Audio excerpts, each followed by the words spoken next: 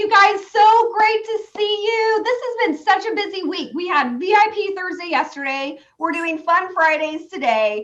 I love that you guys are here sharing time with us going into amazing selling weekend. So for those of you who don't know me yet, I'm Ashley. I'm one of our business development officers with Alamo Title, and I have some amazing friends with me today. First of all of you are here, and then I have some co-hosts with me, and I also have one of my colleagues. So Erin, are you on the call? Yes, I see you. Hello, Miss Erin. I want her to come on and say hello. Say a quick hi. Hey everyone, my name's Erin Sauerhage. Like Ashley said, I'm another business development officer at Alamo, and we are partnering up in a bunch of ways. So we are super excited to bring you amazing content, and you may be hearing from me next week to follow up and get you started on some exciting things. Yes, Thanks for being here today. Okay, and hopefully I'm not going to embarrass Erin when I say this, but y'all, we have our own Dallas Cowboys cheerleader in the house. Woo, woo. Yes. You guys might recognize her and see her on the field. Usually have a lot more curly hair and makeup, but yes, it's a lot of fun. You go, Erin. She's been on the team for how long now? Just wrapped up my third season. So going for one more and then I think I'll be done. But we're so proud of you. Yeah. Thank you. That's so sweet. Okay. And then also with me today, I have, my partner in crime always, my amazing social media partner, Sarah. Give a shout out to Sarah. Hey, everybody. Good morning. I'm so happy it's Friday. Yes, I know, but all of our realtors are like just getting their week, like really started for the weekend. You go work. I'm going to not. But you guys know I'm always working 24/7. You can always catch me. And then with us today is our amazing guest speaker, teacher. Say hello to Becky. Give a shout out to Miss Becky with Paramount. Woo! Hello. Hi, guys. I'm so happy to be here with you today. So excited you're doing this with us. So for those of you guys who don't know Alamo yet, I want to share with you, my background is in marketing and PR. That is what I studied at SMU decades ago, totally dating myself. So for over 20 years, I have spent my time and energy working with startup companies and entrepreneurs. So I cannot even begin to tell you how passionate I am about working with you all, because you are amazing entrepreneurs. And what I found really quickly when I got into this business is you have to wear so many hats, particularly when it comes to social media and digital marketing, which is my passion in life, is to help you apply things to your business that are really going to next level your game. So that's why I have Sarah with me. We always like to throw in a little digital marketing strategy at the end of any type of class we're doing. So hang on with us as long as you can. Okay. Becky's going to do an amazing job bringing a very interesting topic that we have not taught on yet. So I'm thrilled that she volunteered to teach on this. And then Sarah's going to come on. We're going to do a little digital marketing strategy with you. And then we can't ever end one of our classes without doing a giveaway. And today is no exception. So stay on with us, I hope, all the way to the end. So let's kick it off and have an amazing time. Becky, I'm going to throw it over to you and let's get this party started. Woo, wonderful. Woo-hoo. All right, let's see. Well, first, I want to say thank you to everyone for coming. Can everyone hear me okay? Is it too echoey? Volume is good? You're okay, great. Good. So it's going to be really weird teaching this class because normally, and I'm going to watch all of you faint off of Zoom, normally this is a 3-hour CE credit and everyone goes, what, 3 hours of this? Typically what happens is people come in, their eyes are rolled, they're like 3 hours. And then at the end, everyone's like, no, 3 hours did not go. I hope you guys, we're not here for 3 hours. I'm condensing this down. I'm trying to make it as compact as possible. Do not feel like you have to understand this. I just want you to have an idea of it. I am here for you because this is a very different strategy. This is something that's much different than what you're probably accustomed to. And this isn't something that you need to sell or anything to your clients. That's what I'm here for. I just want you to be aware of it. So when you're in the marketplace, you know what choices are available for you. Okay. So to get started, how many of you know about reverse mortgages? 2, 4, 5. Okay. Well, and then the ones I can't see. Okay. So 5 people out of the 5 people, or six. Sorry, David. How many of you, when you hear reverse mortgage, you kind of gag in your, it kind of comes right up here to your throat? Really? Nobody? Oh, you guys are awesome. Okay, good. That's one less hurdle I have to get You past. know what? They don't want to make you feel bad, but I can. Oh, make me feel bad. Make me feel bad. This is what I do. Hey, if Tom Selleck can sell it, I'll buy it. Yeah. Okay. Yeah, Tom Selleck. Okay. So here's the thing. Sometimes when you say reverse mortgage to people, instantaneously they freeze up. There's that gag reflex. There's the stuff that comes up in their throat, and they want to run away from me because they're like, okay, so before COVID, it was like, oh, she has the plague. Now it's like, oh, she has COVID, run away. So what I'm here to do is to demystify everything that people may or may not know about it, and to try to have people understand that this is a great product. And when I share this with people, everybody, or most everybody, at the end goes, whoa. So I hope you'll have that same experience. This class is for you guys because I kind of know what I'm going to be talking about. So I don't want to bore you. So raise your hand or type or whatever it is you guys do in here. I am really great with interruptions because I want this to be beneficial to you. I want to answer your questions. I just don't want to blab on. Does that make sense? Mm-hmm. Okay. So we're going to get into, can you see oh wait, how come the share screen's not working? There we go. We see it.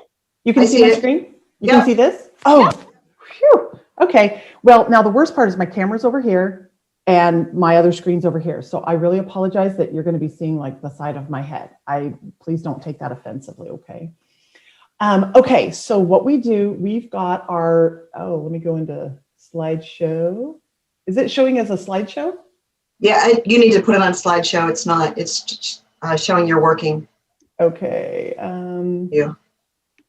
There, does that work now? That's it. Okay, thank you to Mona or Mona whoever. Lisa.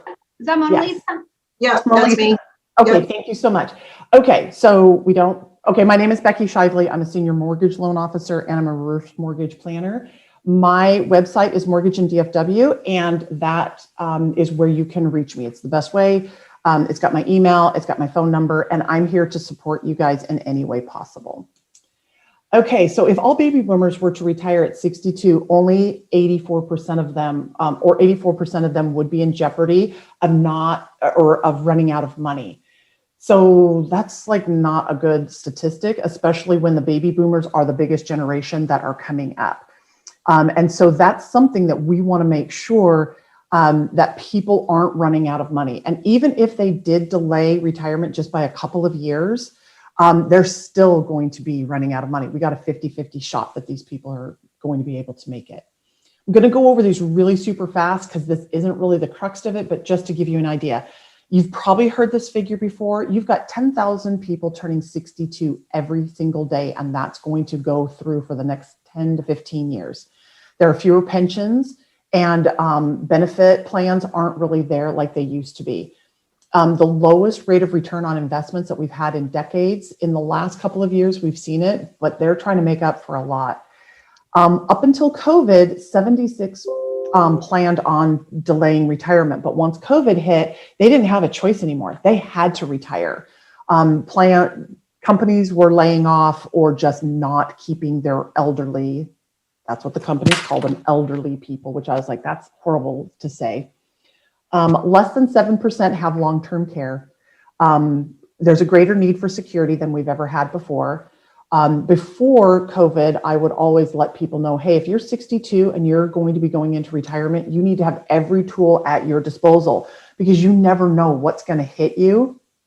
I don't know, a worldwide pandemic comes along and the entire world is thrust into a situation that they're unprepared for.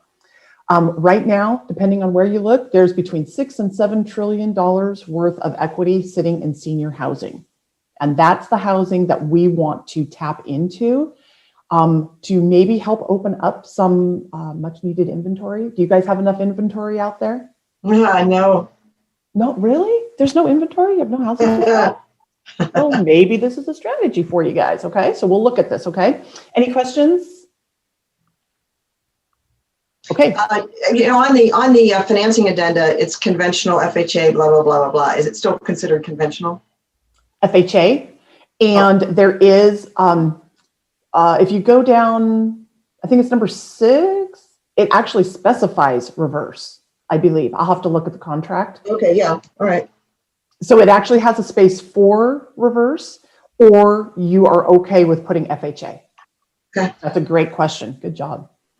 Okay, so the reasons why households are choosing to move, we're going to go through this real fast because you guys care, but kind of don't. More want to be close to their family. They want to reduce their overall house income. There is a health status change that is actually becoming greater and greater as last year hit.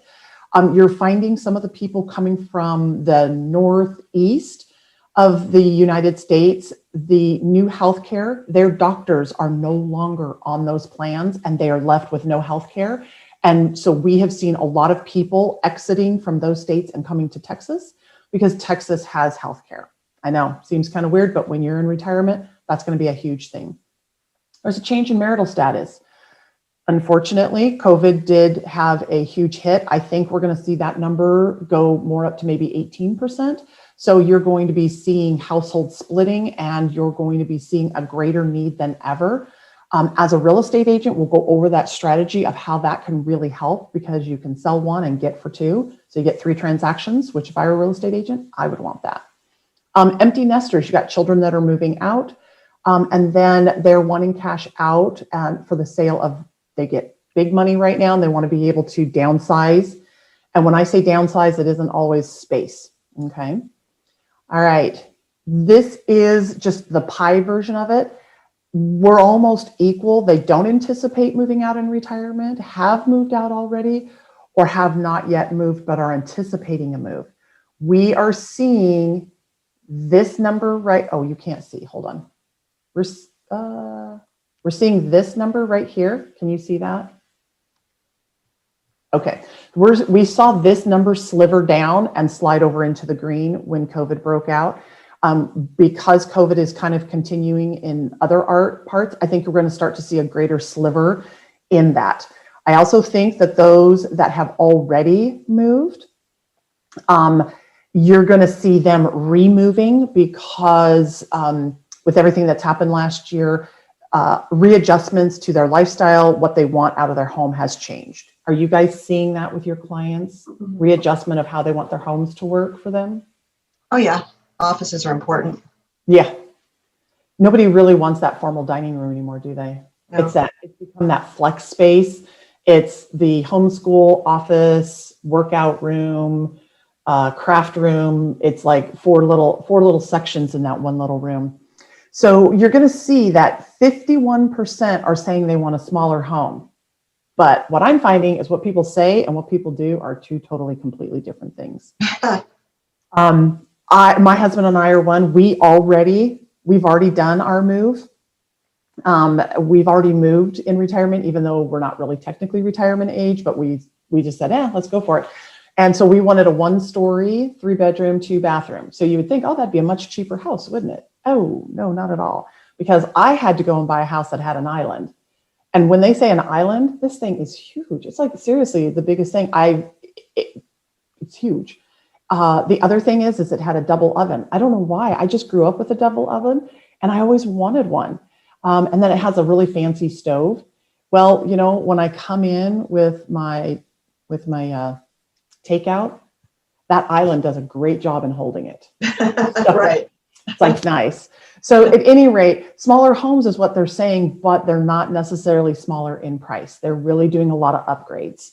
I don't have a lot of upgrades, but I did want those 2 upgrades. So the basics of reverse mortgage, okay, this is where it comes in. Age of 62 or over. Now, when you have people coming in from all over the United States, this is going to be a little bit different because in California, they were the ones that kind of started it. It's a non-borrowing or non-purchasing spouse. This is only in California. Well, no, I shouldn't say it started in California. You could have someone who's age 62. They could have a spouse that's 18.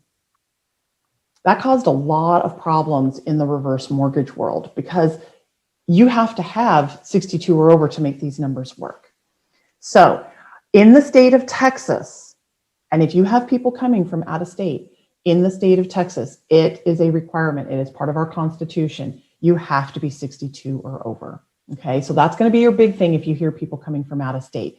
It is an FHA qualified home, and this is going to be really important because there's a strategy that's going to come around this that I think could be very helpful. You must live in that home more than 6 months out of the year. So you need to be in this house 6 months, 1 day, every single year. And you do not want it showing on taxes as not your primary home because the note is called due. It generally will not affect Social Security or Medicaid benefit or Medicare benefits, but you definitely want to consult your financial advisor because I am not a financial advisor, but I do help work around a lot of financial advisors. All right, are we still doing good on kind of everything making sense? Yep. Okay, perfect. So this is the thing that everyone is really worried about. For some reason, it was put out in the space that you never, once you're in a reverse mortgage, you don't own your home. No, you definitely own your home. You must, when you have a reverse mortgage, always pay your taxes, insurance, and maintenance. So I call that the TIM payment, T-I-M. T-I-M is tax, insurance, and maintenance. Because every time I refer to a reverse mortgage, I cannot say there is no payment because there is a payment. There is a tax, insurance, maintenance. But most of the time people get really bored with me saying it over and over again. So from here on out, I'm just going to call it the TIM payment, tax, insurance, and maintenance. So there's no, so Becky, there isn't a impound opportunity on the mortgage then? Okay, great question. Yes, there is. Okay. So in generalities, when we're speaking, because it depends on the age group that you're speaking to, when you say no payment, your upper end of reverse mortgages, they've never had an impound or a mortgage or an escrow account in their house payment. Then you have the next section down where they have, and then you definitely have my age group where we've always had it. So I'm just very cautious when I say, hey, there's no payment. When I say there's no payment, that means there's no principal and interest. But I will circle back to you on the escrow account. It's called a LISA, and I will explain that because yes, that's an option, and it's one that a lot of people in my space, they're like, oh, you don't want a LISA, and I'm like, no, you definitely sometimes do, especially if you're dealing with dementia, aftercare, that kind of stuff. You may want to make sure you have that. Yeah. You must know a lot about reverse mortgages. No, I'm just in the early time of investigating it even for myself. So. Gotcha. Okay. Understand. My client group is getting old. So, you know. Everyone's is. My sphere is getting old. Yeah. So this is going to be awesome. And I just actually sent a text to somebody to check this out with you guys. Oh, good. Okay. So here's the thing. I wrote down a note. I want to make sure I get this right. So baby boomers have $59 trillion in real estate. Gen X is 28 million, or assets, I guess. And the millennials are 5 trillion. So you can see that upper end, and you're going to start to see that flip here in the next couple of years. Basic credit and income qualifications. It is much easier in some respects to follow or to qualify for a reverse mortgage than it is, say, a traditional mortgage. In my world, your mortgage is either a forward or a reverse. But for people that are not in our world, they don't understand when I say a forward. So a forward is going to be your 10, 15, 20, 25, 30 year FHA, jumbo, super jumbo. I'm missing one, conventional, VA, USDA. I think I got them all. This is tax-free cash equity. So Mona Lisa, you and I, offline are going to want to talk about that. If you're thinking about looking at a way to extend your investment portfolio, but also leverage yourself out and supercharge your real estate career, but also really supercharge your retirement, you and I need to talk offline, because this is the strategy that my husband and I are going to employ as soon as we're 62. Never have a monthly payment, but you're still responsible for taxes, insurance, and maintenance as long as you occupy the home. Now, occupancy of the home is key to this, because you're going to hear people out in the space that say, oh, the reverse mortgage company foreclosed on the people. No, they did not foreclose on them. Who foreclosed on them is probably the county and or state or the maintenance, the HOA company. If you think HOA companies have a really hard time with someone putting a pink flamingo on their patio, can you imagine what they do when you don't pay your HOA fees? Yeah. Yeah, they're going to come at you, and they will probably foreclose on you most likely faster than the county will for back taxes. Okay. So one of the things with taxes and insurance and maintenance, regardless of whether you have no mortgage, a traditional forward mortgage, or a reverse mortgage, you still have to pay your taxes, insurance, and maintenance. Otherwise, some entity is going to come in and either put forced insurance on you. And when you don't pay it, then they'll probably eventually do something, your taxes and your maintenance. Does that kind of make sense? Mhm. Okay, great. All right, so your reverse benefits does not require payment until the last living borrower permanently leaves that home. So when that home is no longer their home for 6 months, 1 day, then the note comes due. Technically, it is in foreclosure. That's the verbiage that's used. The sad part is as much as I love my government sometimes, the notification that is sent out basically says, hey, your last person left the home, you're in foreclosure. And the kids are like, oh my gosh, because there isn't this warm touchy that says, hey, we're so sorry that mom just died. We wanted to let you know because of the reverse mortgage, we are now going to begin the process of, we need to buy, sell, or do something with this house. They just say it's in foreclosure and everyone panics. Borrower chooses to sell the property. So if someone wants to sell their property, and you'll run across this when you're out there, when someone wants to sell their property, the biggest phone call I get right now from real estate agents is, I can't take this listing because it has a reverse mortgage on it. And I'm like, no, take it, run, take it, grab it. You want it. It operates on the same rail as everything else. You sell the home, you pay off whatever's on the loan, Right. and then the heirs and estate, however their things have been set up, they get what's there. There's also a portion of this that we'll get to. It's great. There is a no-lose situation for the heirs and or estate in a reverse mortgage, like there could be in a traditional one. You never owe more than the value of the home. That's why it has insured. It's got FHA insurance. This is the reason why people say these are one of the most expensive loans out there, because most of the time people who go into a reverse mortgage, they've never had mortgage insurance. But for the first time in their life, this loan will have mortgage insurance, and you want that. The benefit that gives to you, to your heirs and or estate is amazing. You have the ability to purchase a home for 30 to 70% down of the new residential price. And this is where I want to focus the most on today, but I'm happy to answer all of these also, because you guys want to know, how do I transition my people? There are 3 ways to harvest money from a home equity line. I mean, from a home equity coming from a reverse mortgage. Reverse mortgages that's not really their name, reverse mortgage.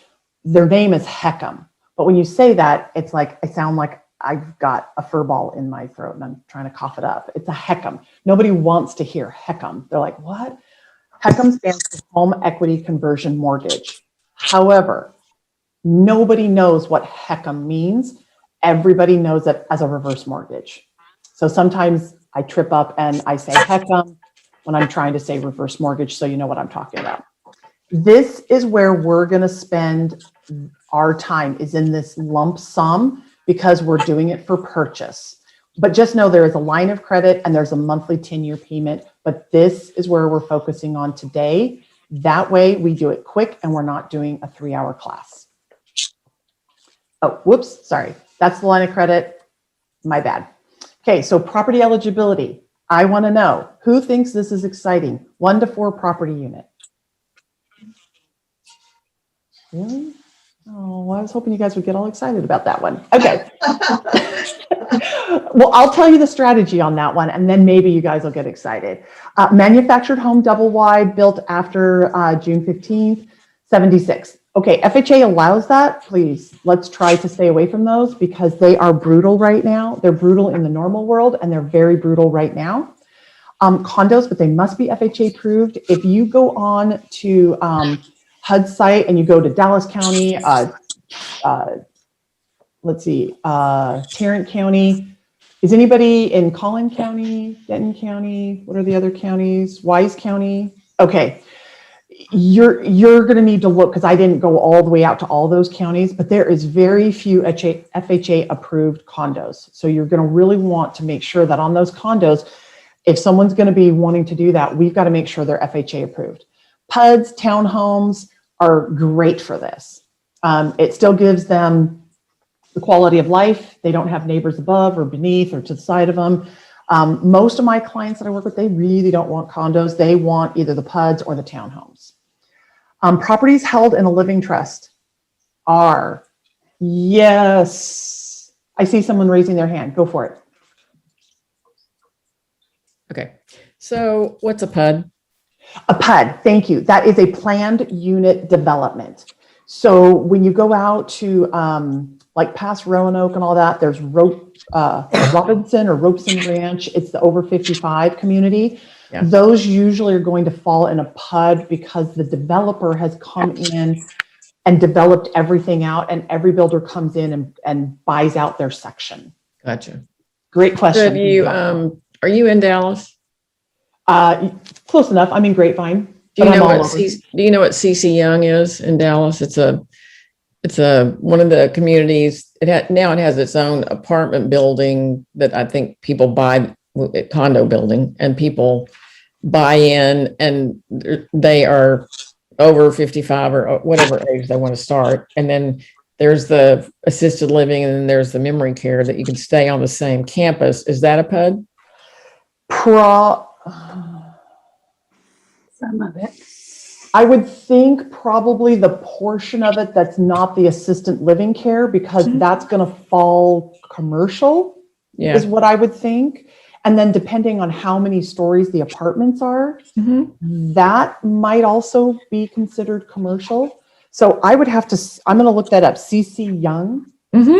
Okay. I'm going to look that up in Dallas. It's in East Dallas, and it's right across from White Rock Lake. So that would be my next step personally, you guys. There are a lot of people that do that because you do get to stay on campus. You just kind of transfer from. It's just a semester to lovely semester. place. I don't even care about the future part, but the building I'm talking about is great. Is it? Okay. Will you do me a favor? Will Sure. you, I'm gonna give you my email address. Okay. Email me and just remind me that you were the one that asked that question, and then I'll Okay. research it and I'll send it to you. So Okay. my email address is B for Becky. So B, and then my last name Shively, SHIV as in Victor, ELEY at parkmont.com,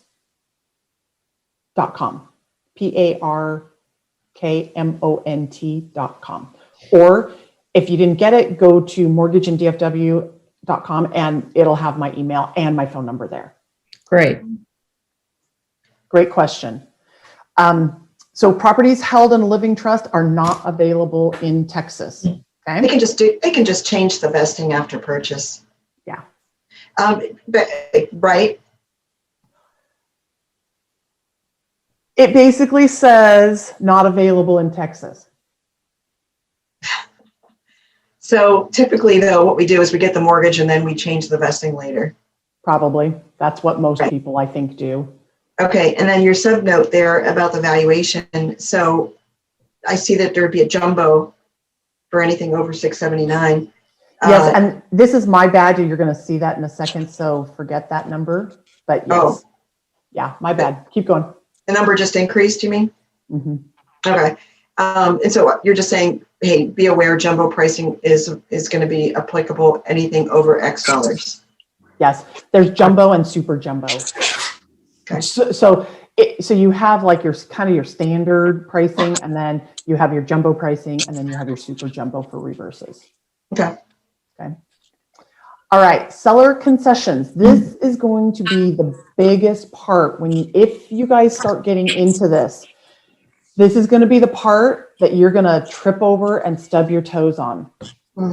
Seller concessions are not allowed with an H for P. Oh, sorry, H for P, HECM for purchase. That's what H for P stands for. There can be no lender credit, period. There are no realtor credits. So the hard part is I had a realtor call me up and said, hey, I told my people that I would do this for this. I want to give them a credit. And then I have to be the bad guy because the government says, no, there are no realtor credits.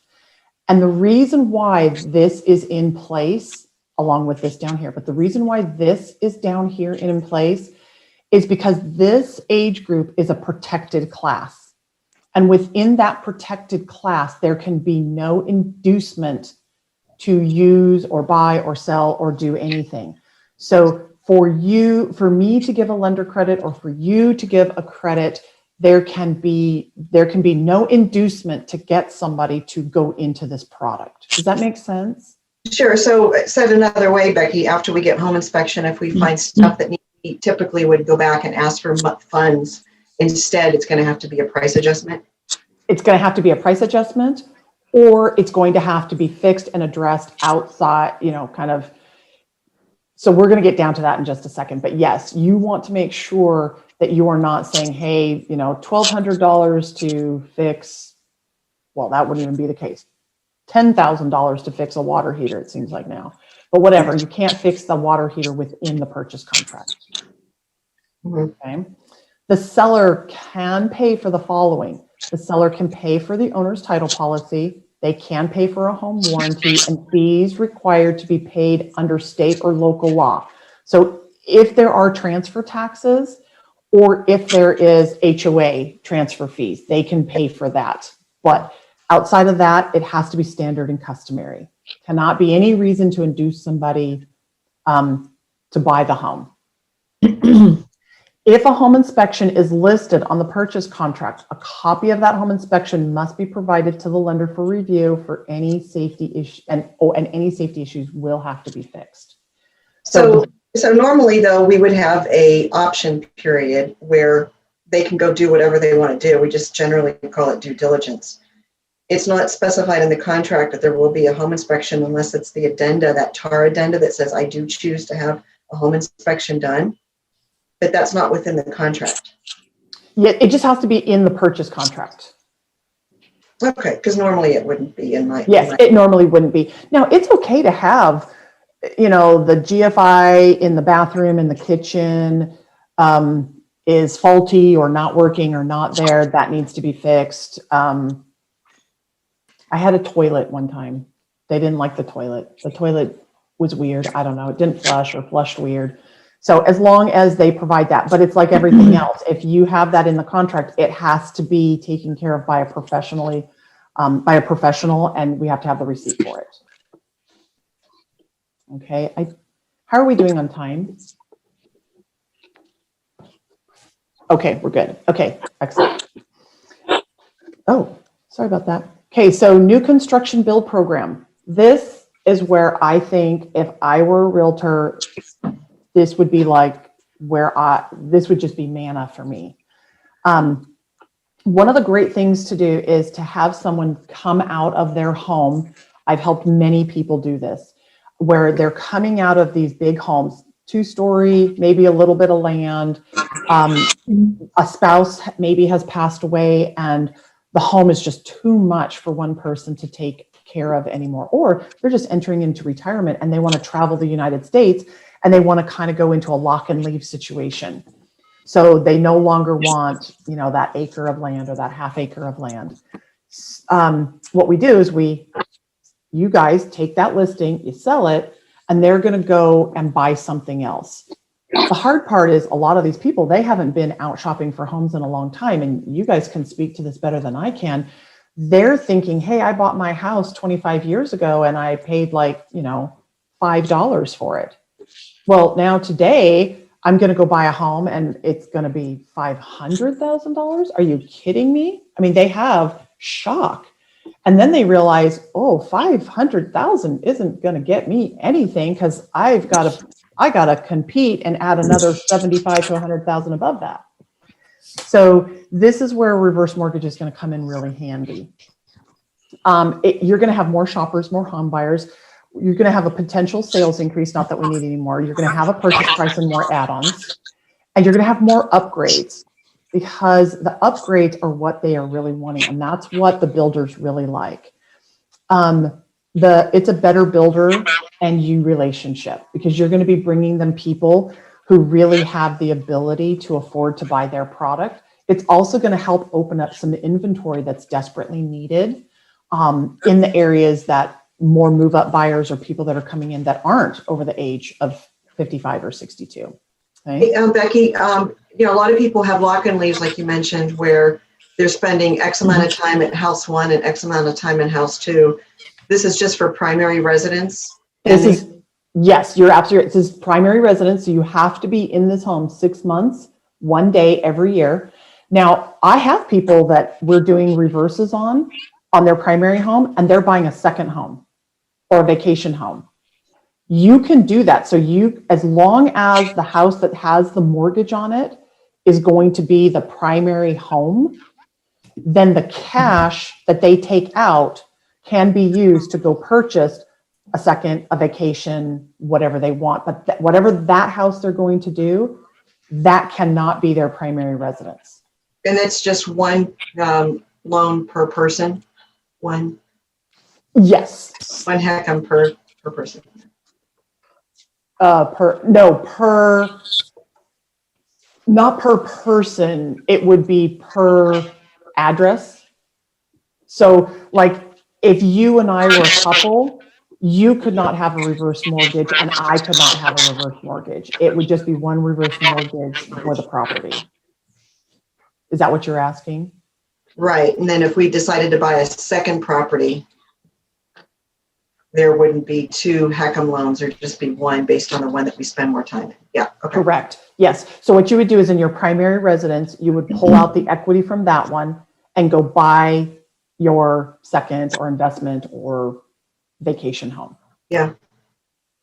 Great question, by the way. Can I Yes. ask you something? Yes. Two Absolutely. things, actually. Can you do this for an out-of-state vacation home? Yeah. Okay. So wherever you're, sorry, I'm trying to look at you and then I'm looking over here. It's okay. So wherever your primary residence is, so we'll just say Texas for right now, you would take the money out of your home and you would take that cash and go buy a home anywhere in the world that you want because it's cash. Got it. Okay, question number 2. Yes. If I want to buy an investment home, let's say I find a little house that I want to use as an Airbnb somewhere in Dallas. Can I do that? Yes, ma'am. And that is the reason why I really like, this strategy right here. Okay. You've already touched base on it. So good job. Okay, cool. Yay. Good job. Yep. Great job. Thanks. Okay. You bet. Any other questions? You guys are good. You guys got great questions. Okay. Okay. So we're good. Wait. All right. One more thing. Yes. Oh, I'm sorry. Sorry. So if I did one for an investment and then I paid it off, can we pay it off and do another one? Another investment? No, because remember, this loan is off your primary residence. You're going to be leveraging your primary residence. So you're going to take the cash out of your primary residence Right. and you're going to go buy that investment. Right. But if I paid it off, Paid off your can I do it again? if you had the money. Yeah, I'd have the money. Yeah. Oh, Okay. yeah. Okay. Yeah. You just don't ever want to pay off your reverse mortgage. That's the one. That's what I mean. I would pay off the reverse mortgage, then I would want to do it again.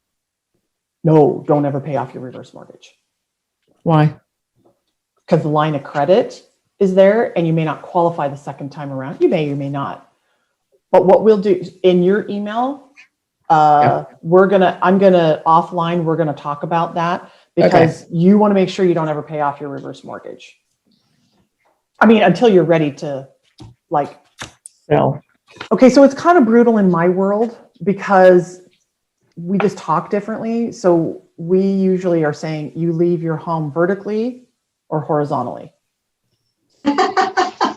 You know, that's kind of what it is. So it depends on how you're going to exit your home. Okay. So these are some rule changes. You're going to hear people talk negatively about reverse mortgages. And these were unintended consequences. These were things that when this loan was set up in like 1982, they did not understand in 1982 that the world was going to change. So financial assessment was put in place in 2015. There were people out there that, whether it was by accident or on purpose, when they told people, you do not have a payment, we kind of touch base, you do not have a payment.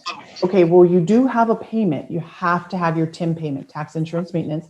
You have to have your TIM payment. So there were people that were getting into these mortgages and they were saying to their loan officer, oh my gosh, this is going to be so great. I mean, to not have a payment and to be able to free up $2,300 a month is huge. Okay, that loan officer, when they hear $2,300 a month, would be like, well, wait a minute, out of that $2,300, only 17 of it is principal and interest. The rest of it's taxes and insurance. Where are we getting the feedback? Is it me? Sorry about that. If you're telling people that that full payment isn't going to be there, is it me? It wasn't before. I think Is I that fixed better? it. Oh, It's okay. it's somebody's phone. Oh, okay. So financial assessment was put in place to make sure that whoever is coming into a reverse mortgage, they have the ability to make their TIM payment, because foreclosures were happening because people were being told they didn't have a payment, and either they didn't understand or people were not being honest with them in that payment, and they weren't making their tax payment, and then the city and or county was coming in and basically foreclosing on them. Okay. Non-borrowing spouses, that came out in 2014. That does not apply here in Texas. In Texas, we have equity laws and we still have to follow those equity laws. Okay. Same-sex couples, that happened in 2015. So same-sex couples can now have a reverse mortgage, and that is throughout the entire United States. October 2nd, we had some changes there. It was some changes to the way the system ran and the way, it was hard to say, but it basically was giving people a better opportunity. More choices were coming out in how they could pull their money out. And then last year, we switched from the LIBOR to the CMT. And that's the CMT is the constant maturity treasury. So it's just a different way. It gives them more money and it doesn't sway as much. Okay. Financial assessment, we've kind of gone over this. We need to have residual income. We have to have property charge history and credit history. Somebody, I think it was Melissa, asked about the full set aside. So when you talk about having an escrow account, when I say escrow account, does everyone know what I'm talking about? Okay, so in the reverse world, it's not called an escrow account. It's called a set aside or a LISA. That's just short for a term you don't even care about, but it's a set aside. So we can do what's called a fully funded that's LISA. It's the life expectancy set aside. That's what it is. Or partially funded life set aside. All a LISA, LESA, fully expected life, all that's referring to is if I talk to the family and if they want to have taxes and insurance, and well, I don't think we can do maintenance, but tax insurance can be rolled in, then we can pull equity out and then amortize that over for the life expectancy and have that money available to be paid. So I use this a lot when I have people who are aging, and I will ask, a lot of times they'll even just tell me, hey, we've got dementia, we have this, we have that. And then I will ask, do you want to have this taken care of so that there's no chance of the taxes and insurance not being paid? So that is an option that is available. Reverse mortgage information. So here is where that one slide, I did not update it. The new max is $822,375. Now, we don't have time to go over this, and I'm really sorry, but I am more than happy to go individually with everybody. That what happens is the way the money is figured out in a reverse mortgage is different because this is an age-based product. So at 62, you're not going to get as much equity as someone who's 82. Okay. Let's see. We'll go to the next one. So how are we doing on time? We're good. Okay, good. I only have a couple more, but this is going to be the big one for you guys. Okay. So let's say you have a 65-year-old who's going to sell their current home. Their existing home is $500,000. The mortgage payoff is 0. And so at the time, okay, just so you know, I'm not taking your fees. I'm just trying to make this as easy as possible because this is something that makes people's brains just poof. Okay, so they're going to sell their home for $500,000. They have 0 for payoff, so they're going to get $500,000 worth of cash, minus fees and all that. But let's just work with that. They now want to go purchase another home, so they want to purchase a home for $350,000. Well, a lot of people will say, "Well, I want to take my $500,000 and I want to pay cash." $350,000. I pay cash for my home and now I'm done. But when you do that, they're not going to have as much funds left over. Okay. So a client would use out of this 500,000, I'm going to try to watch to make sure I don't confuse you guys. They're going to use 189,238 for their down payment and closing costs. They're going to buy this home for $350,000. They're going to use $160,000 HECM for purchase, which is basically a mortgage, to buy that home. So this is what they're coming in with. So instead of coming in with $350,000, they're coming in with we'll just round down, $189,000. Are you using a 54% down payment as just an example, or to purchase you have to have a 50% down payment? That's a great question. What I did is I based it off of the youngest borrower being 65 years old. So the youngest borrower being 65 years old, that is what, on a purchase of this is what the down payment and closing costs would look like. So the minimum down payment because you're 65. Correct. So now they're going to have a mortgage for $160,000. So down payment, their HECM new home purchase for $350,000. Okay. So they had $500,000 of cash. They did their down payment of $189,000. They will have $310,000 remaining after their purchase.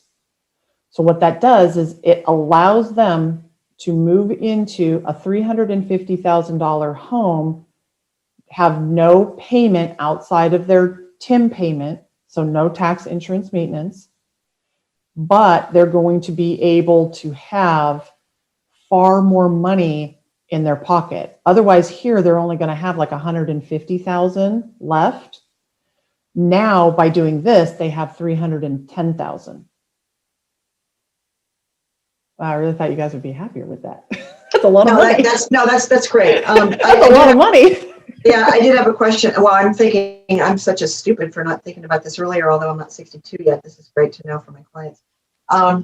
So when we do see this scenario, how do I say this? I know that the interest that they're going to be paying, which is adding into their balance, right? So they're going to owe more over time. Yes. But yet the home is also going to be appreciating at the same time too, right? Does that rate of appreciation and whatever appreciating equity occurs after the mortgage, that doesn't get eaten into unless it's owed by the interest and fees that you're accumulating, right? Correct. In other words, the mortgage company doesn't go grab any more than they're already owed from the interest and anything else. That equity that continues to grow also is their cash. Yes. And that's the reason why being on title is super important. And I don't know what it's called in your world, But Well, it's if they- something like equitable title, like you still get all of the equity from that. That's the reason why we want them to stay on title. So when people say, if you get into a reverse mortgage, you've just given your home away. The Well, equity. that's untrue. So do they have to sell the house horizontally, or can they sell the house vertically and get the cash? Both. Okay, good. Both. If you're doing it horizontally, it's your heirs and your estate. Yeah. Yes, and that protection. So the one big hurdle that everybody has in this is that mortgage insurance. I'm doing one right now, and the family just flipped out. It's $7,000. But I told them, I'm like, it's coming out of the equity, so don't worry about it. Number two, this is the protections that it offers. And I'm going to go over that protection at the very end, because that's the one that everybody has questions, because it's the hardest thing to wrap your brain around. But once you can wrap your brain around that FHA insurance, you go, oh, I got it. And that's the crux of the whole thing. The heirs and estate always get either the highest or the lowest, whichever is the most beneficial to them. Okay, so which picture would you want to present? Let's find a lower priced home that you really don't want or like, or find a place that fits your needs and you'll never have another mortgage payment again outside of Tim. And you're going to have some cash to be able to have a little bit of a life. Tim, and HOA, most of the time here in Collin County, they're going to have an HOA. They are. And that's the unknown. So that's just done on a case by case basis. Okay. So I'm sorry. I have a quick question. I'm still I'm a little bit confused. So the process of the loan, once you get into the loan, and let's just say your property was the 350,000, or you're purchasing your new home for $350,000, right? Yes. And they've done the down payment of the 189, 238. When it comes to selling the home, are they still going to owe the 350,000, or are they going to owe whatever the market value of the property is? Okay, so that's a great question. Home value and mortgage note are two separate things. Okay. Right. Home value is going to be based on the open market and what someone is willing to pay for the home. So let's say, somebody buys the home for $350,000. In this market, wait 2 weeks and you could probably sell it for $400,000. I don't know. But let's say like you buy it for $350,000 and 5 years from now, let's say it's gone up to $400,000, which I know that's probably not the case, but let's just say that. That's going to be the purchase price. The note or your mortgage, is separate from your purchase price, as far as this in a reverse mortgage, no pun intended, the amortization schedule is reverse. So when you see a traditional mortgage and you see the amortization table, you usually see a high number, and then as the years go, the numbers get smaller and smaller and smaller. Like, have you guys seen that at the closing table? Okay. Yeah. In a reverse, it's reverse. You're going to see a small number and it's going to go higher and higher. But what happens is, as that's going up, so is the equity in the home.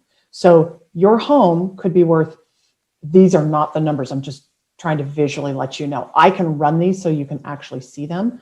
But let's say the home is $450,000, but let's say now the mortgage is $190,000. Well, that'd be really big. That's like, okay, let's say 180,000. So what would happen is the heirs and estate or the owner would pay the 180,000 mortgage off and then subtract that from the new sales price of 450.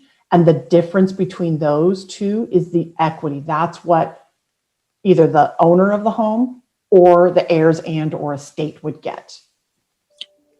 Does that answer your question? Yeah. So basically, the only way to benefit, or the best way to benefit from it, is by selling it after the heirs are out of the property, or whoever. Not necessarily. Okay. Not necessarily, because I have people that have been in a reverse mortgage. They're selling the home that they're currently in, and they're going into another reverse mortgage to go buy another piece of property. So they're selling their primary residence right now that has a reverse mortgage. There's been so much equity gain in the last 10 years here in Texas that they want to take advantage of that. And what they're doing is their first home, they thought they wanted to be in it for a while. It's an older home, and they are like, wow, there's a lot of fix up that needs to happen. We don't know if we want to do that. They're the ones that are kind of going into the lock and leave. They are moving into a brand new build. And the reason why they want to do that, even though the taxes are going to be a little bit higher on that, they want to go into a brand new build because number one, it's a lock and leave, and their current home is not, even though it's a smaller lot. The home is new. And so the perception is, and hopefully, knock on wood, that the next 10 to 20 years, there's not going to be a lot of maintenance that needs to be done to the house. You're not going to hopefully have, well, unless I guess Freeze-Mageddon kind of did that a little bit. Hopefully you're not replacing, your AC vacs, your water heaters, or things like that. Does that make sense? Yes. Thank you so much. You're welcome. Great question. Okay, last one. Same thing. Okay, you have a 75-year-old. They want to sell their home, $700,000 purchase. They need to pay off a $200,000 mortgage. So they would end up with $500,000 worth of cash. They're going to take their 7 and their 2 and they get 5. So pretty much kind of the same numbers that we had before. So now they want to go purchase a home for $500,000. Client's going to use $240,000-ish as their down payment and their closing costs. They're going to have a mortgage for $260,000, which means they're going to use their down payment, their HECM, that gives them their $500,000 purchase. They got their $500,000 cash, their down payment, and they'll have $260,000-ish funds left. Hey, Becky, could you dumb it down and just say in simple terms how the age impacts the overall granting of credit or allowance? I mean, does it require more equity? Yes, I can definitely dumb it down. The older you are, the more money you get. Okay, that's easy to know. Mm-hmm. The Okay. interest rates are they gonna be stable, or do they get a certain amount of interest rate, or how does the interest rate work on it? The interest rate it depends on their situation. So what happens is when I work with them, if I'm working with financial advisors and attorneys and all of this, this is something this is part of the 3-hour class. When you're going to be using line of credit, when you're going to be using this as an avenue to really extend your investment, and you're going to extend or supercharge your retirement, you're going to want a different interest rate. So each client will pick their own interest rate based off of what is most important to them. So there is really this is an ARM. Okay, so it's an adjustable rate ARM.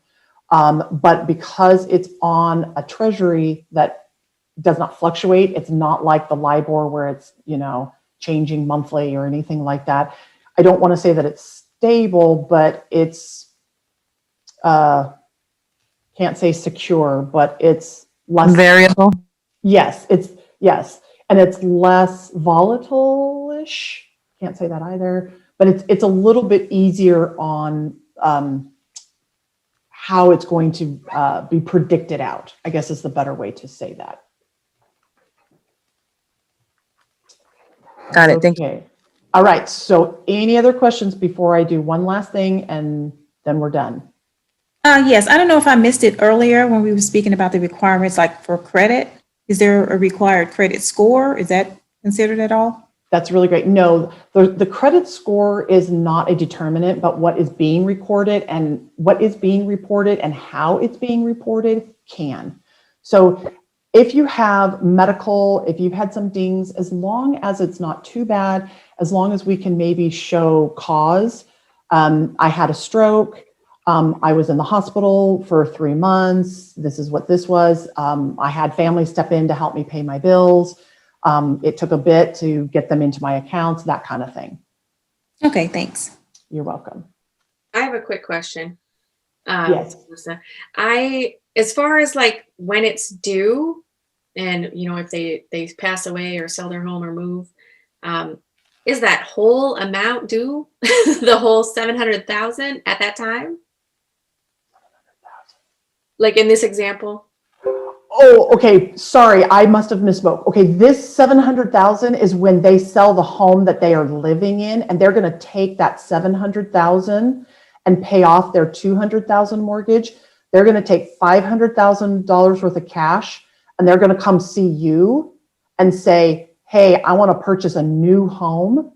Instead of taking all 500 cash from this home and putting it 500 for this home, they would use a mortgage to be able to do the same thing that they want to do, which is not have a principal and interest payment.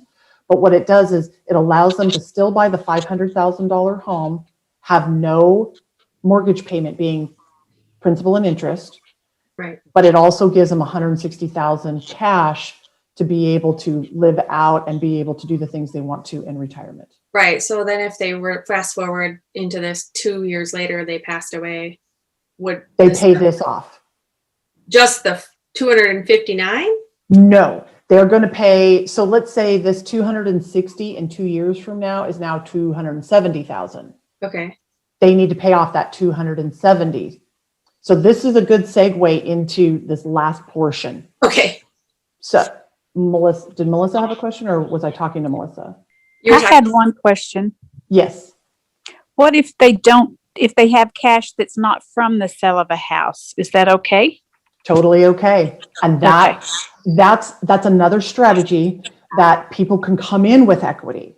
So Okay. they can, like I've had someone that what they did is they sold a product that they had with their financial advisor. They mixed it with some stuff that they had from a home. They came in, did their reverse mortgage, and just didn't have a mortgage payment without their TIM payment, or with their TIM payment.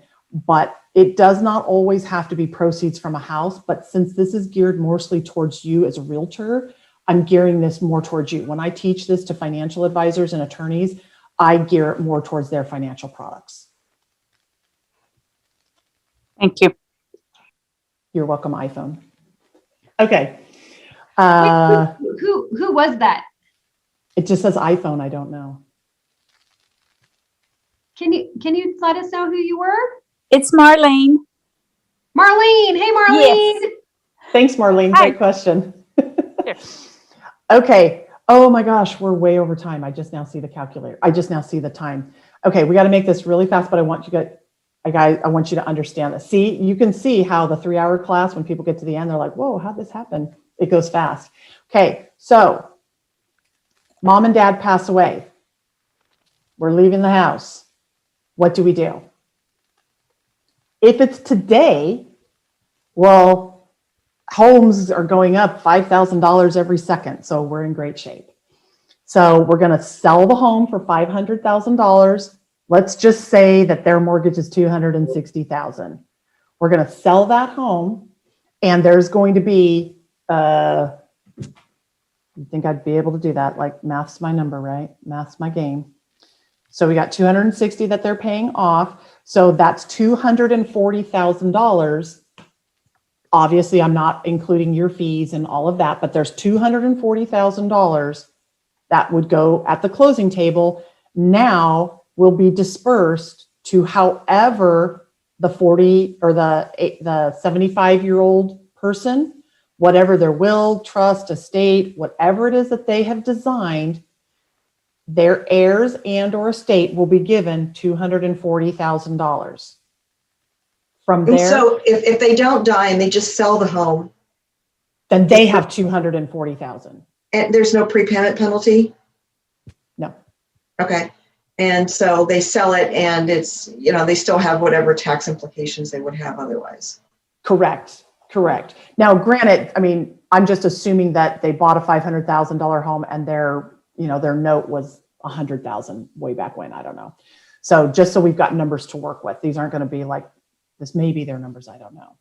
So they bought this home, they lived in it for 25 years, and now they want to move from one part of the campus into long-term care facility campus, which was what somebody said they wanted to do. Can't remember who it was, but somebody wanted to start in the campus over here, and then they wanted to transition over into the long-term or apartment care.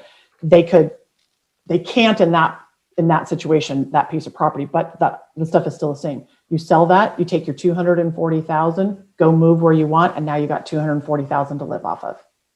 Okay, that's cut and dry. That's pretty easy. That goes for the people who own it and also for the heirs and or estate. Do we understand that? Okay, so let's say that this is 2007, 8, or 9. How many people were in real estate in 2007, 8, and 9? Okay, so only 2 of you. Okay, so you 2 are probably going to be the only ones that fully get, oh, and Joanna. So there's 3 of you that are going to fully understand this. This is 2008. We have a $500,000 mortgage. The house is worth $1. In 2008, you couldn't give a home away. You couldn't ask anybody to take a home. So let's say, just for numbers, so I want to make it easy for you guys because we're really out of time. The mortgage is $500,000, which would have meant that the house would have been like 1.1 million, 1.2 million. But the crash has happened and now the home is worth $100,000. Everyone panics and goes, oh, what's happening? I had clients that were like that, okay? It's not a problem because what we're gonna do is because of the FHA insurance, that insurance rides with the house because the house owes the bill, not the parents, not the heirs, not the estate, it's the house.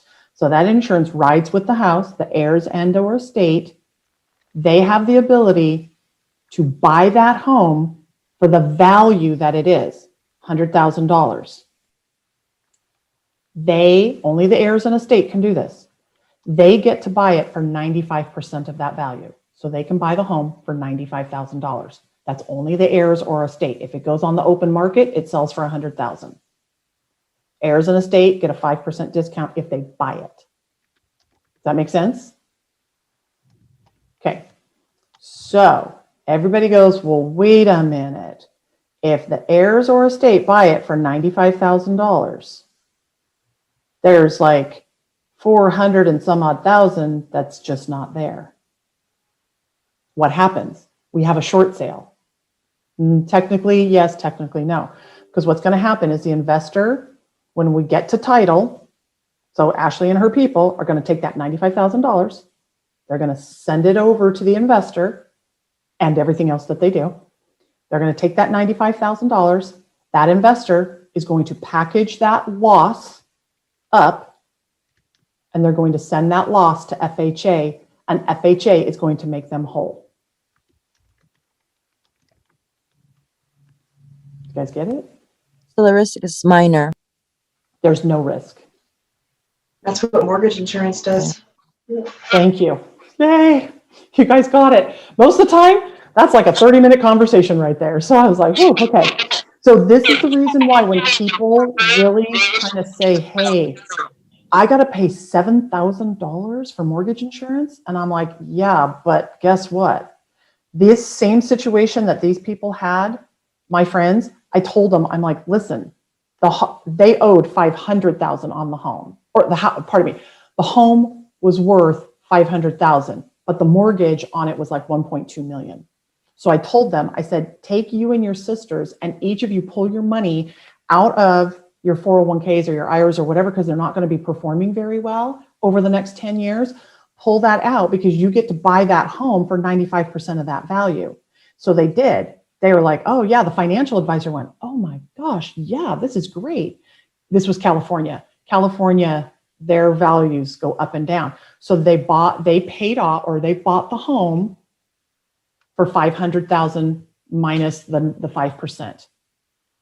The 1.2 million was packaged up and sent to, well, no, it wasn't 1.2, sorry, because it was under the whatever the value is, I can't remember now, but jumbos operate differently. So they were able to package that up and get paid off. They, for 10 years, held on to that home. They rented it. They sold it just a couple of years ago. They sold the home for $1.8 million. And he's like, well, where do I refund that money? And I'm like, okay, dude, you're my best friend. And I just want to smack you. You're not getting this. You don't owe that.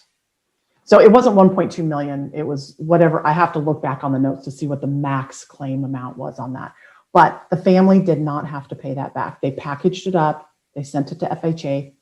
FHA paid it off, and the family was good. The family held on to the home for 10, 15 years, and then they've just recently sold it. So the family, heirs and or estate, never have to do anything greater than either the loan amount or the value, whichever is the least amount. And then the last choice they have, they can just walk away completely. Just turn the keys in and walk away.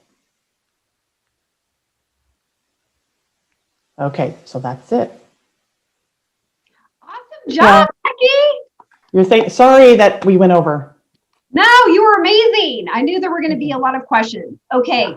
Like, we'll do just maybe like one or two more questions. And then I really want Sarah to jump in, and we're going to bring this all together and show you guys how you can use a digital strategy to really let people know that you now have this amazing secret that no one else knows about unless they were here today. So maybe one or two more quick questions. Anybody out there? Oh, thank you for the clap. How about appraisal fee and any app fees up front when they apply? Excellent. Okay, so this is a government program, and they do have to go to, they can do it online, or not online, over the phone, and they have to go have home counseling done.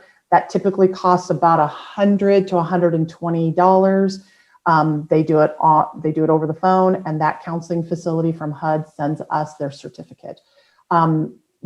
Right now, sometimes there's one appraisal, sometimes there might be two appraisals needed. First appraisal will always be paid up front by the client. The second one will be rolled in. And then sometimes we just roll we can roll all of the appraisals into the same one. And they use the lower of the two appraisals? Yes, the lower of the two. So same thing. So it follows the same rail, lower of the purchase price or lower of the appraised value. Are they allowed to purchase over appraisal value? Yes. Okay. Can you refinance for the existing house has some equity for reverse mortgage? Yes. Sorry. I was focusing just on purchases because that's kind of the world you guys live in. But yes, reverse mortgages are primarily known as a refinance product.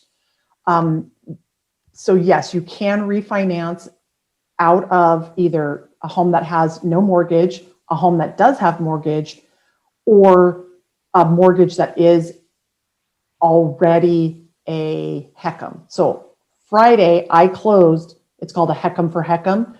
They purchased their home a couple of years ago, and they purchased their home with a HECM. They came back to me because rates had dropped, values had gone up, and we refinanced their reverse mortgage into a new reverse mortgage. Does that make sense? So you mean clients, when they pass away, then the house belongs to the mortgage people, right? No.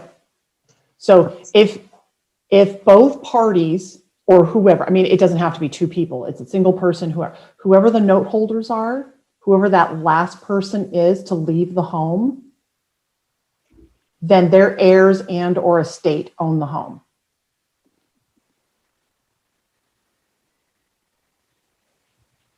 Yeah, but you own the home and then you still can live there forever until another one die? Yes, because, okay, so if a spouse dies and you're still living in that home as your primary residence, you may live there until you pass away. So whoever the last remaining person is in that home that's on the note, that's why in Texas, both whatever it is, husband and husband, wife and wife, husband and wife, whatever that dynamic is, whoever that last spouse is that exits that home, that is when the house is either sold or given back or purchased. Do you need to pay the property tax every year? Yes. Okay. Yes, So this taxes, is all only you need, taxes, property tax you need to pay. Okay. taxes, insurance, and maintenance has to be paid. So the only payment that's not being made is when you say payment, you have to be really cautious about the payment because there's your principal, your interest, your tax, your insurance. Got to be careful about that. So when you're saying there's no payment, there is no mortgage payment. So you're not paying a principal and interest payment, but you must always make your tax payment, your property tax payment, your insurance, and then your maintenance. So like HOAs, upkeeps to the home, anything like that, because you still own this home. This is your home. Thank you. You're welcome. Nice job, you guys. Becky, another huge round of applause for you. Thank you. Amazing. Thank you. I hope Hey, this was valuable. Yes. Can we see like show of hands? I know a lot of people are still being camera shy, but I hope this was good and that you loved it. We're just going to shift gears for a quick sec. Sarah, my social media partner, is going to come on and we want to show you guys how to leverage a digital marketing strategy that we have come up with to help you guys do all sorts of things. So Sarah, take it away. And then we're going to do a giveaway. So hang on for a few more minutes. Okay, I had a quick question just because I'm nosy and I'm always thinking about my parents in this situation. We've talked about reverse mortgage before with them, but I had no idea how it worked. What if they have property, like family owned property, right, that they inherited, they built a house on it 50 years ago. And they, like that house is falling apart, like it's over 100 years old. So we've talked about getting them like a manufactured home and moving it onto the property and tearing their old house down. So if we did that and they took a reverse mortgage and then, after the last of them pass away, and they don't want to sell because it's family property, then do one of the children assume it, or do we have to take a mortgage to buy it? How does that work? Okay, great question. Now, it's going to be a little bit harder on a manufactured home, but let's just pretend like it's just a home, okay? So what's going to happen is however your parents have structured their wills, their trusts, their estate planning. So most of the time, not all the time, but most families, it's a family member that's their heirs. Sometimes it's a bank, sometimes it's attorneys, but we'll just say it's a family member. It's typically the oldest child. So however their wills, trust, or estate has been set up, that is how that's going to be handled. So when they pass away, the notification is going to go out, and then the family at that time, i.e. whoever is the head person of the estate, will then let them know, do you want to sell it? Do you want to refinance it? What do you want? You typically have 6 months to execute on whatever your choice or decision is. Well, it's 3 months, you get an extension up to 6 months. If you go past 6 months, like let's say it's 2018, you can have 2 extensions at 3-month intervals. And many times we'll reach out to the appraiser, we'll reach out to you and say, hey, can you get us an MLS listing showing that this is listed? Can you show us that you're trying to work on this actively? And then you go and you give that to the investor. But as soon as the home sells, however your family has set up to divide out everything, that's how it's divided out. Because technically, we don't care. It's your 240, 50, whatever your money is, you divide it out to your family the way you want. Okay. Does that make sense? Yeah. So, if like my brother's the oldest and he's already inherited my grandparents' part of that property, so they'll probably make him the head of the estate just because he's the boy, which is not fair. But he'll have that. And so then he would have to make the decision with my sister and I, are we going to buy this together to keep it in the family, or are we going to sell it, whatever? Yes. So Gotcha. In a reverse mortgage, you can still maintain, I call it family legacy property. Okay. So there are legacy properties out there and you can still maintain property legacy even if you have a reverse mortgage. It just falls onto the heirs and or estate to be able to navigate that when the time comes. Okay, cool. All right. Very cool. Okay. Well, then taking that over, like I'm always like figuring out like for my parents' house, like it's falling apart. It's terrible. But taking that over, I wanted to share with you guys, from the digital marketing perspective, how we can market and let people know that this is an option for them. So I'm going to share screen, and I just want to show you, I don't have for this particular program because I've never run an ad for it before, but I'm going to share screen and show you a couple of ads that we've done for special programs.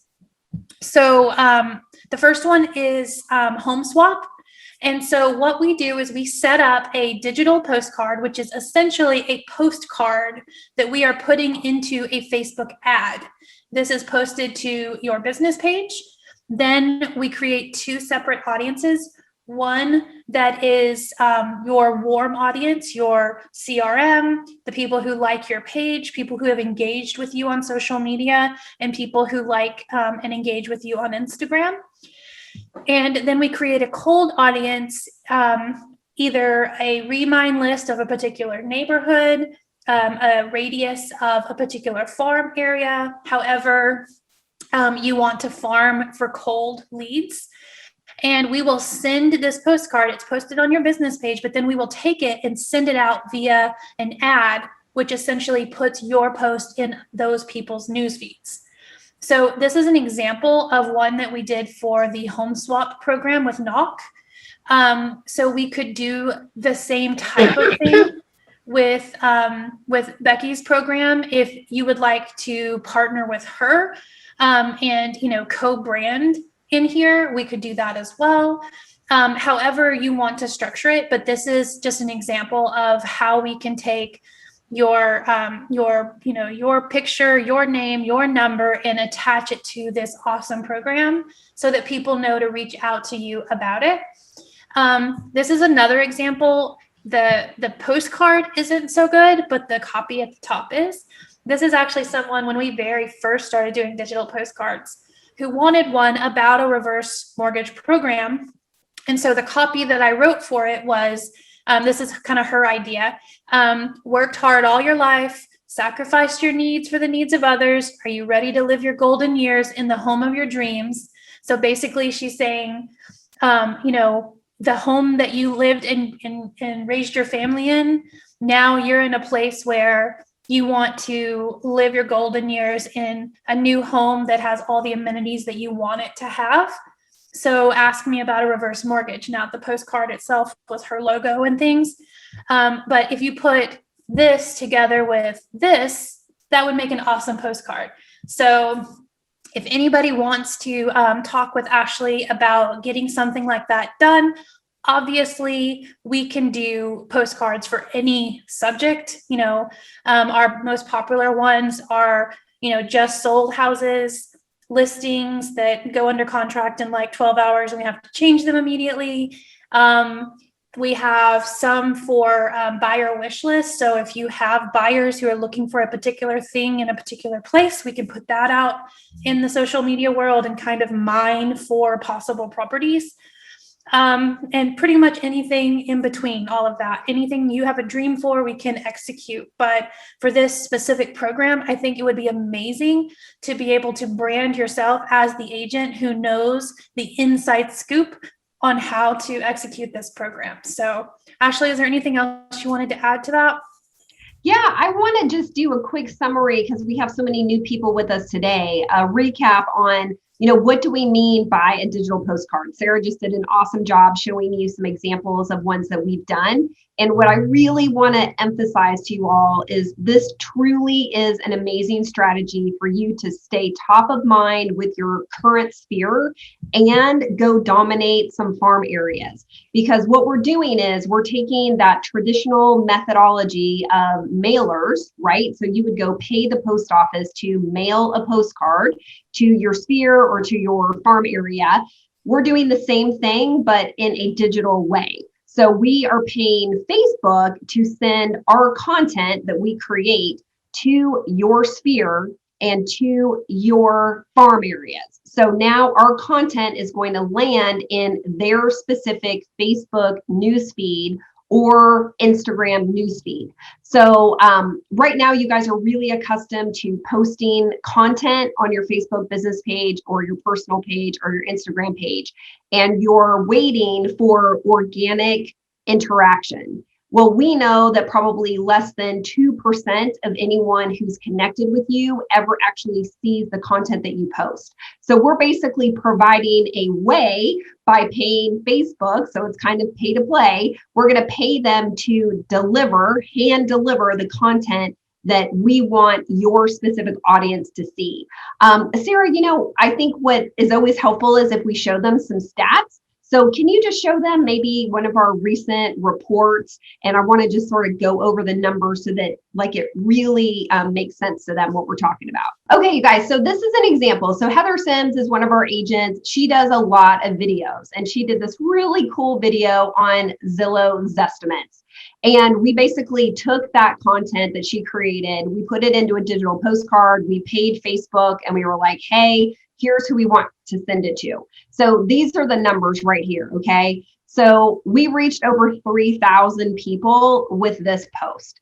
164 came from her warm audience, which means those are people that are currently tied to and following her Facebook business page or following her on Instagram. And then we really blew it up with the cold audience. So this is areas that she wanted to farm, okay? So we reached 3,000 new people that she doesn't know yet. And then right here, this is what our engagement numbers look like. So she received 140 engagements. And that means people who liked it, shared it, commented on it, clicked it, watched the video. So any type of interaction, this was our reach right here. So what's really cool with this number is you really want to do a series of these, right? So if you were to get into direct mail, anybody in the industry would tell you, man, you got to be consistent for at least a year. Okay. So we're saying the same thing. Do this consistently every single month to stay in front of your people as well as grow your cold audience. So this 140 is now going to become what we call a retargeting audience. So each time we run a new campaign for you, Facebook and Instagram are going to know that these people right here like your content, and they're automatically going to get it again. So that's sort of the name of the game, is that we want this number to increase every single time. And, I love Tom Ferry. He's one of my favorites. I listen to his podcast and study him all the time. And one of his most favorite sayings is, the market belongs to those who market. So I really want to encourage you guys to use what you have to market yourself. If you have listings right now, use them to market yourself. If you have sold properties, use them to market yourself. If you have coming soons, we can do anything. And like Sarah said, specifically for today, if there's a program that you have, if you want to partner up with Becky, if you're a part of Knock, any programs like that, we can do about anything that you can think of. Okay. So I hope that makes sense. I hope that gets you excited. We are doing this for so many agents and we're getting really great results. So we would love to help you.